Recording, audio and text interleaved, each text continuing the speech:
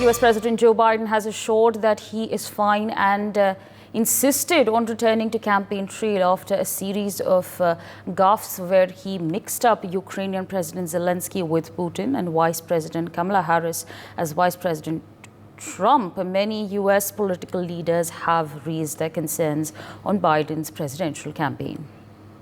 Brian on the telecast with me. Brian, there have been a lot of embarrassing moments for Joe Biden recently, but now he's come out and he said that he's fit and fine and he's ready to campaign. So if you could take our viewers through the latest developments that are coming in.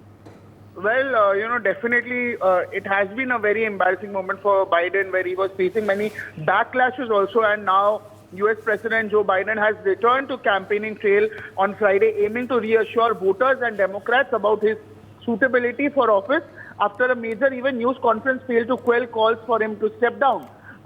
He even rather said that he has a job to finish, and he promises that he's okay. And also, he also plans to deliver a speech in Detroit, highlighting the potential nightmare of a second Trump term under a hard right manifesto that his campaign attributes to the former president. Now, yes, despite Biden's efforts, also the number of Democrats urging him to step aside continue to grow also, with 19 lawmakers now openly asking him not to seek re-election following a poor debate performance that happened against Trump on June 27th. And the dissent persisted even after Biden's defiant stance during a high-stakes press conference at a NATO summit in Washington that happened just a day before, that was on Thursday, where he insisted he would run again and win.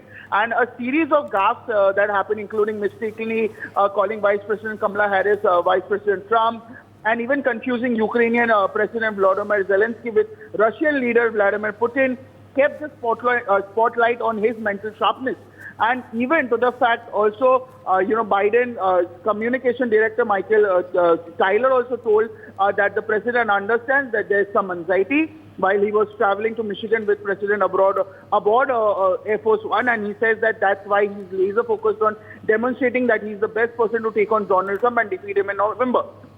Now, also, Tyler downplayed the verbal slip-ups, noting Biden's long history of such mistakes.